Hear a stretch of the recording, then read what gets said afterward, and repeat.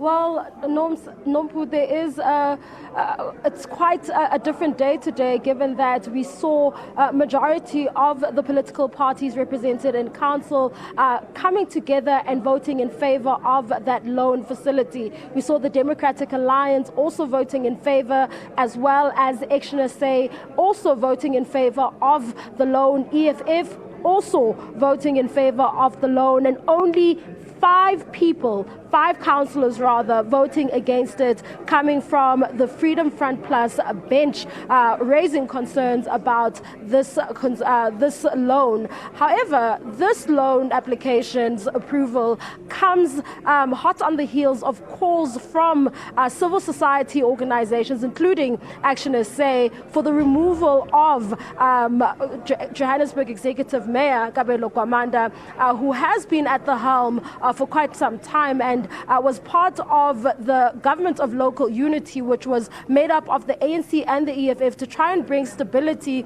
and ensure that there is no revolving door of mayors here in the city of Johannesburg, as we had seen in the past. He has been in position for the longest time, since the 2021 elections, which saw the instability really taking place in council. Thank you so much for taking the time to speak to us. It's a good day. We should all be celebrating, given that loan application has been approved, which speaks to the future and the sustainability of the city's finances. But this happens at a time when there are calls for your removal. Your thoughts on this? No, thank you very much. I don't think I can share my honest opinion about what I think of those, but in essence, they are baseless. The city of Johannesburg has in the past been able to successfully host the BRICS summit with several heads of state. We were able to host quite a significant amount of international events. But most significantly is the responses that we've deployed in trying to reinstate service delivery after it had been neglected for the longest of time.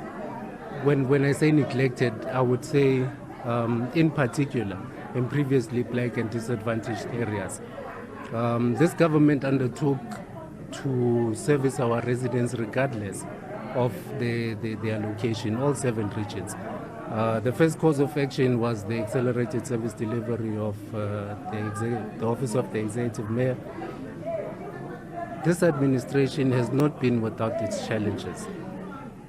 I think one of the issues that I took note of is the fact that they are unable to access the executive mayor. 1, 2, some representative of one organization spoke about there being an election 2 years from now.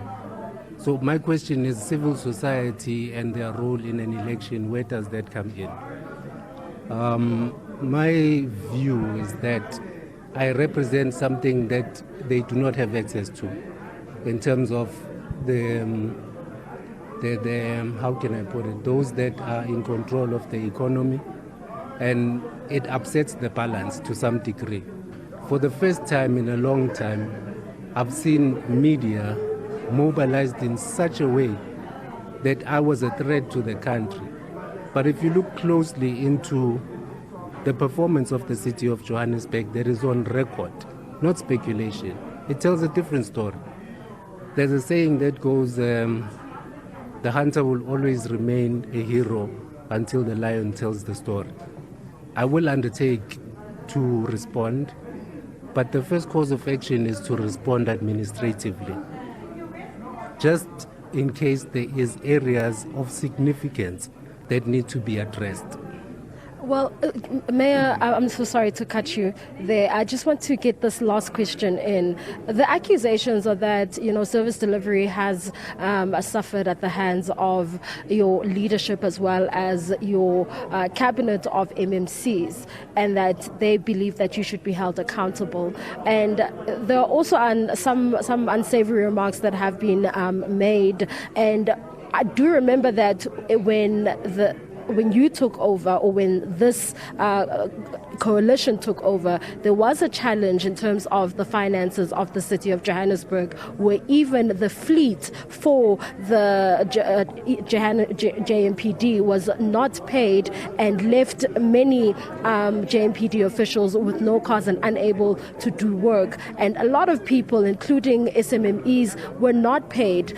Those were the circumstances that you came walked into when you came into this position. What has happened since then, and what would you say to those who are accusing you of, or your administration, of failing to deliver services?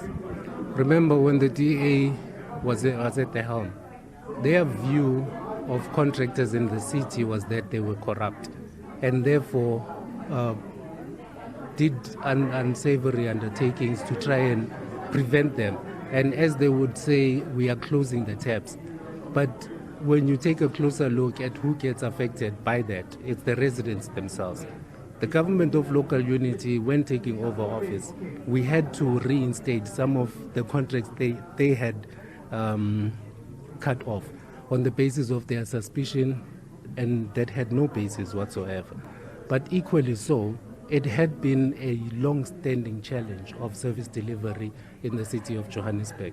And that's why one of the accelerated service delivery programs seeked to accelerate the service delivery disparities. You know, one article blamed me for a pothole that had a tree that grew out of it. So my question was, how long did it take for a tree to grow out of a pothole? But because my role is in law and title, I cannot distance myself from the expectations from me as the executive mayor, but I since responded to it amongst other issues that have plagued the city of Johannesburg. As you would know, that our water and electricity infrastructure have been a challenge.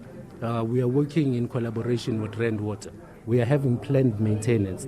Of course, the current state of the infrastructure would ultimately result in delayed restoration of these services. However, it is all with the intention of resolving historical challenges that have existed in the city of Johannesburg. And if you take a closer look at our record, I'm sure it tells a very different story to that which this administration is being blamed for. And again, it seems as though your qualifications have also come into question. And this is something that we discussed in our very first interview when we introduced you to Johannesburg residents. What do you then say to those who are now bringing this up for nefarious reasons?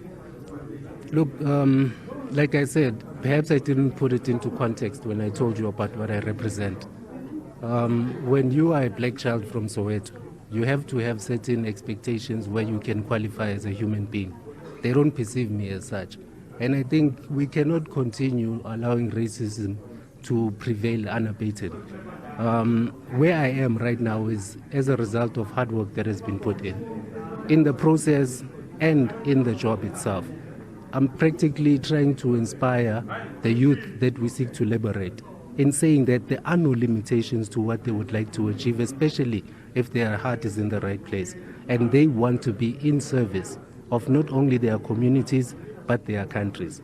The sky is the limit. Opportunities are endless, and we should not be in a situation where the only thing that we want is job opportunities. We need to stand up, respond to the challenges that our country is facing. What I can say about civil society, it's a clarion call to send a warning to the black child to say stay away from changing the narrative of black people. And that's what I'm here to stand against, and that's what I'm here to fight to the end. Thank you. There you have it. That is Johannesburg Mayor Kabelo Gwamanda responding to some of the comments that have been made by civil society organizations about his fitness to hold office in the city of Johannesburg. It's back to you in studio. Thanks very much, my colleague there, Mbalenhle Mthethwa.